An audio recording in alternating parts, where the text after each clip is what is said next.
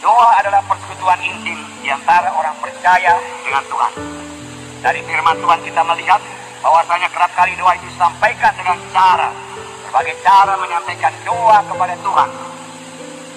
Pertama, dengan berseru kepada Tuhan dan memanggil nama Tuhan. Jadi bukan asal berkata-kata saja. Alkitab mengatakan bahwasanya berdoa itu banyak disampaikan dengan cara menyeru nama Tuhan. Bagaimana orang berseru? Memanggil nama. Begitulah dia memanggil Tuhan. Dia berseru kepada Tuhan. Amin, saudaraku. Tanda kesungguhan hati. Memang hanya doa yang sungguh-sungguh saja yang didengarkan Tuhan. Amin. Berseru kepada Tuhan, memanggil nama Tuhan. Banyak ayatnya, saya ambil Kejadian 4:26. Lahirlah seorang anak laki-laki bagi Set. Dan juga anak itu dinamanya Enos. Waktu itulah orang mulai memanggil nama Tuhan. Amin. Orang mulai memanggil nama Tuhan. Memanggil nama Tuhan membawa berkat dalam kehidupan kita. Amin. Kemudian berdoa itulah mencari Tuhan. Yesaya 55:6 berkata, carilah Tuhan, lama ia berkenan ditemui. Berserulah kepadanya, lama ia dekat. Jadi carilah Tuhan, lama ia berkenan ditemui. Berserulah kepadanya, lama ia dekat. Kemudian menghampiri tahta kasih karunia dengan keberanian. Itulah doa. Kita melihat dengan tadi kuasa darah Yesus, yaitu dengan berani dan penuh keyakinan kita dapat memasuki tahta Tuhan dengan bersalin darah Yesus. Menghampiri tahta kasih karunia Tuhan. Ayatnya Ibrani 4:16. Sebab itu marilah kita dengan penuh keberanian menghampiri tahta kasih karunia, supaya kita menerima rahmat dan menemukan kasih karunia untuk mendapat pertolongan pada waktunya. Dengan penuh keberanian menghampiri tahta kasih karunia. Itulah doa. Jadi doa saudaraku tidak bisa sampaikan asal-asalan saja dengan setengah hati, mengantuk, saudaraku. Tidak, karena doa itu memanggil nama Tuhan, berseru kepada Tuhan, mencari Tuhan, menghampiri tahta kasih karunia Tuhan dengan keberanian. Amin. Itulah dia doa. Mengapa setiap anak Tuhan perlu berdoa? Bukankah Tuhan penuh rahmat, penuh kasih, penuh kemurahan? Dan dia mau memberkati semua manusia. Lalu mengapa kita perlu berdoa? Pertama, doa adalah perintah Tuhan. Amin. Sebab itu kita berdoa. 1 Tawarin 16:11. Carilah Tuhan dan kekuatannya, carilah wajahnya selalu.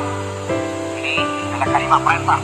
Carilah Tuhan, dia katakan, dan kekuatannya, carilah wajahnya selalu. Berdoalah setiap waktu dalam roh, dan berjaga-jaga dalam doamu itu dengan permohonan yang tak putus-putusnya untuk segala orang kudus. Berdoalah setiap waktu dalam roh, dan berjaga-jagalah. Berdoa setiap waktu, berjaga-jaga dalam doa. Kemudian 1 Tesalonika 5:17 berkata, tetaplah berdoa. Amin, saudara. Karena semua kita sudah mengerti berkat berdoa, saudaraku. Itulah dia kekuatan kita, kemenangan kita dalam hidup kita sehari-hari, dalam pelayanan kita. Semua ditentukan oleh doa kita. Karena doa itulah persekutuan kita yang intim dengan Tuhan. Nah, kemudian yang kedua, mengapa kita perlu berdoa? Mengapa kita berdoa? Yang kedua, doa merupakan jalan untuk menerima berkat Tuhan. Doa merupakan jalan untuk menerima kuasa Tuhan, urapan Tuhan. Doa merupakan jalan untuk pengenapan janji-janji Tuhan. Jadi kalau tidak berdoa, tidak menerima berkat, saudaraku. Tidak berdoa, tidak menerima kuasa Tuhan, tidak menerima urapan. Tidak berdoa, tidak akan menerima pengenapan janji-janji Tuhan. Harus berdoa. Doa, kalau berdoa di pagi hari, maka sepanjang hari itu, saudara lihat bagaimana Tuhan menjawab doa saudara. Haleluya. Ya, bergumul dalam doa. Ketiga, mengapa kita perlu berdoa? Karena Tuhan membatasi dirinya suruh dengan doa kita, doanya. Tuhan batasi dirinya dalam mengerjakan keselamatan manusia ini. Tuhan membatasi dirinya suruh dengan doa anak-anaknya. Kalau saudara berdoa buat jiwa-jiwa untuk diselamatkan, untuk kelompok sel saudara, saudara berdoa sungguh-sungguh dan sangat bergumul dalam doa, pergumulan saudara cukup, maka Tuhan akan memberikan jiwa-jiwa dalam kelompok sel saudara. Pasti Tuhan berikan. Tetapi kalau tidak ada pergumulan dalam doa, maka tidak akan Tuhan berikan. Ringan-ringan saja Tuhan melihat kerinduan hati kita. Benar-benar kita rindu jiwa-jiwa selamat. saudaraku. Atau hanya kita sebut-sebut saja sebagai bunga-bunga doa kita supaya disebut orang-orang rohani. Selamatkanlah jiwa-jiwa Tuhan kita katakan. Tetapi kita tidak rindu sungguh-sungguh, Tuhan tidak akan berikan, karena Tuhan melihat hati. Amin saudaraku. Kalau saudara mohon sungguh-sungguh, Tuhan pasti berikan jiwa-jiwa. Tuhan batasi dirinya saudara dengan doa kita.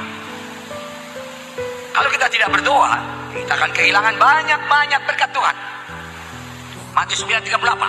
Karena itu mintalah kepada Tuhan yang punya tuayan, supaya mengirimkan pekerja-pekerja untuk tuayan itu. Saudaraku, adalah kehendak Tuhan untuk mengirimkan pekerja-pekerja. Tuhan mau lebih banyak pekerja-pekerja. Tetapi Tuhan berkata, mintalah penuai-penuai. Mintalah pekerja-pekerja untuk ladangku. Tuhan berkata, Tuhan tidak bisa bekerja sendiri untuk keselamatan jiwa-jiwa. Tuhan tidak bisa bekerja sendiri untuk mengirim penuai-penuai. Harus ada yang berdoa. Dan kalau anak-anak Tuhan tidak berdoa buat penuai-penuai, kalau gereja tidak berdoa buat penuai-penuai, maka penuai-penuai tidak akan datang kepada gereja. Kenapa Tuhan tidak berkata, begini tuayan sudah menguning, sudahlah aku kirim lagi 1000 orang penuai, semuanya dipenuhkan dengan Roh Kudus, anda aja mujizat dan kuasa Tuhan aku urapi. Tidak, saudaraku. Padi sudah menguning, siap sedia akan dituai. Oleh sebab itu mintalah kepada Tuhan yang punya tuayan itu, supaya memberikan penuai-penuai ladangnya. Minta. Berarti kalau kita tidak minta dengan sungguh-sungguh, tidak minta dengan aidos, tidak kenal malu, tidak kenal menyerah, maka penuai-penuai juga tidak akan datang. Ini firman Tuhan mengenai kuasa doa yang sungguh-sungguh supaya kita mengerti dan kita praktekkan. Amin saudaraku. Oke. Ada beberapa syarat supaya doa kita berhasil. Ini saya pelajari dalam training yang singkat saja. Harus memiliki iman, percaya sungguh-sungguh bahwasanya doa kita dengarkan Tuhan dan dijawab Tuhan. Kita ekspektan pada waktu kita berdoa dan sesudah kita berdoa. Ekspektan artinya ya sangat mengharapkan, pasti jadilah. Sudah dengarkan Tuhan itu, Tuhan akan memberikan jawaban. Haleluya, haleluya. Itu ekspektan. Bukan sudah berdoa lalu hilang kepercayaan. Tak akan dengarkan Tuhan ini, pastilah tidak dapat. Kalau demikian kita sendiri membatalkan doa kita kah?